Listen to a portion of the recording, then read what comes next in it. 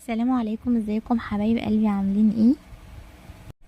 يلا بينا نشوف قصتنا بتحكي عن ايه النهارده. بس قبل ما ابدا القصه بدعوكم تعملوا لايك للفيديو واشتراك في القناه وتفعيل زر الجرس علشان يوصل لكم كل جديد.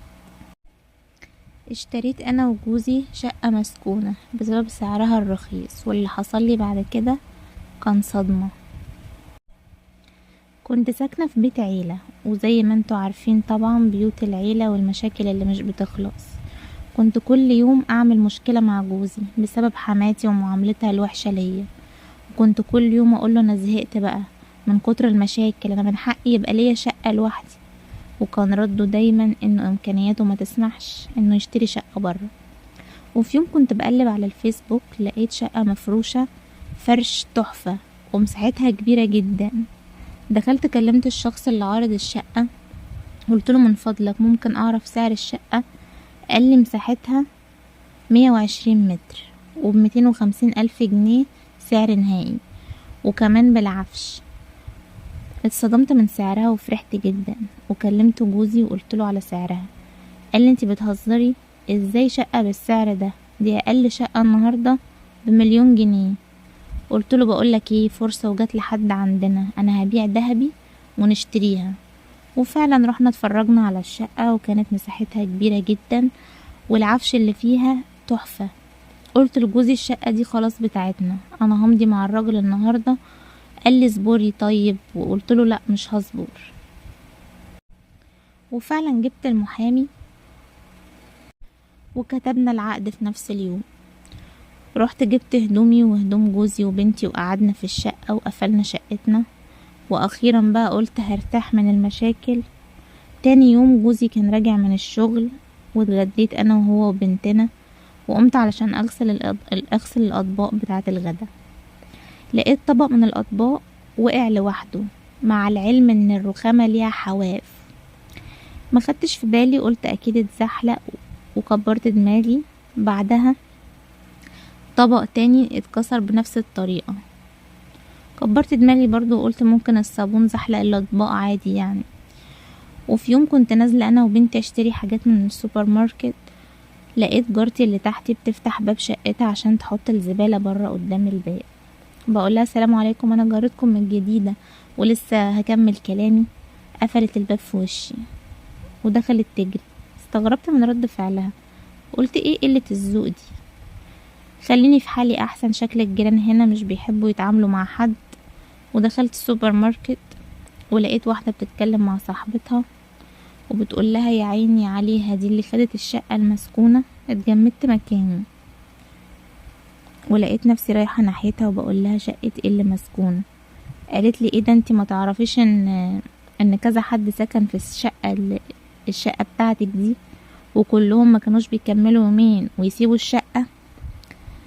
وعرفت ان الشقة كان مقتول فيها ست كانت بتعرف حد غير جوزها، وجوزها لما عرف قتلها.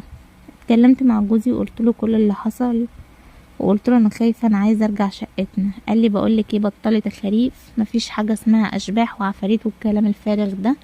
احنا بقالنا كام يوم في الشقه وما حصلش اي حاجه خارقه للطبيعه يعني. قلت له طب انا عايزه اركب كاميرات في الشقه.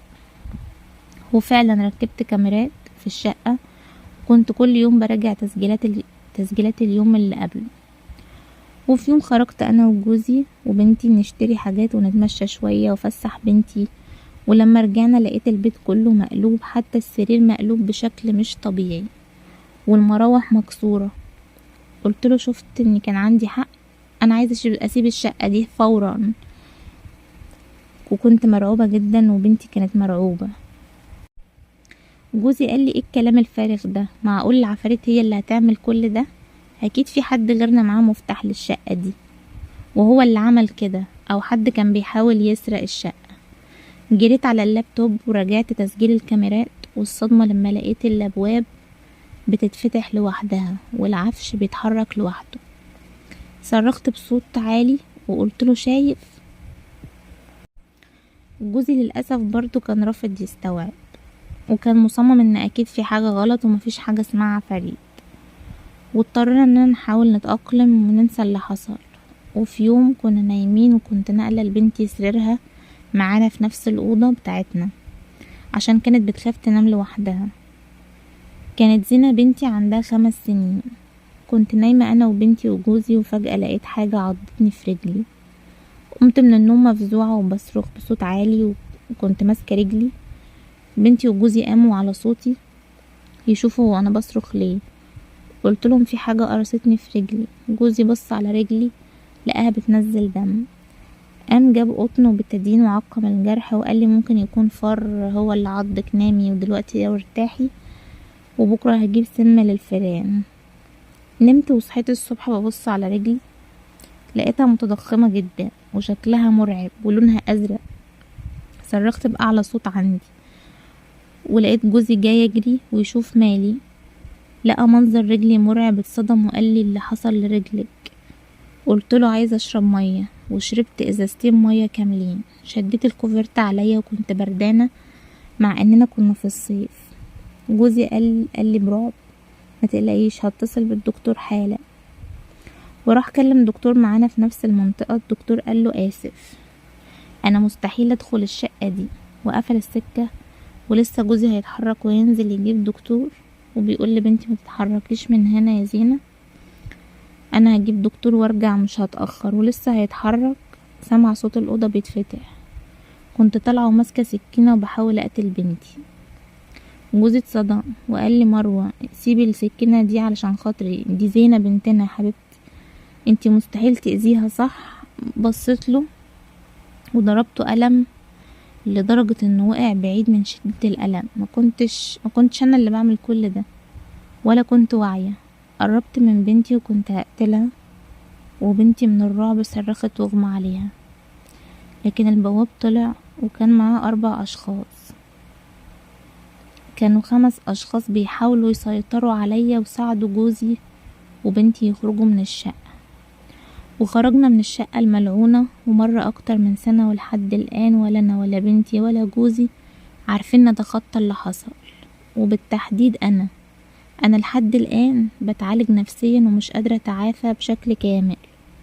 نصيحتي ليكم قبل ما تشتري أو تأجر، اسأل الجيران عن الشقة، هل حصل فيها حالات وفاة غريبة، حد انتحر أو اتقتل، كانت مقفولة لفترة طويلة بدون سبب مثلا. الناس بتبقى دايما عارفة حتى لو صاحب الشقة بيخبي. لو رحت تشوف شقة وحسيت بخنقة أو صداع، اوعى تتجاهل العلامات دي. لو حسيت انك متراقب والحيوانات الأليفة رافضة تخش الشقة، اعرف ان الشقة دي مش تمام. ولو لقيت